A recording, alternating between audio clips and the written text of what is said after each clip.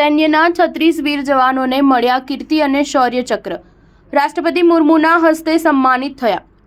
રાષ્ટ્રપતિ દ્રૌપદી મુર્મુએ શુક્રવારે સેના અને અર્ધલશ્કરી દળોના કર્મચારીઓને અદમ્ય સાહસ અને અસાધારણ વીરતા માટે 10 કીર્તિચક્ર એનાયત કર્યા, જેમાં 7 મરણોપરાંત છે। રાષ્ટ્રપતિએ 26 શૌર્ય ચક્ર પણ આપ્યા અને તેમાં પણ 7 મરણોપરાંત છે।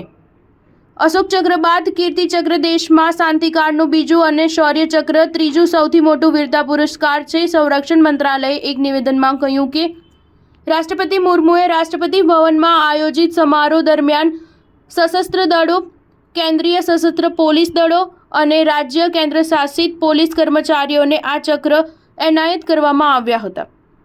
પુરસ્કાર વિજેતાઓની યાદી અનુસાર ભારતીય સેનાની રાષ્ટ્રીય રાઇફલ્સની 55મી બટાલિયનમાં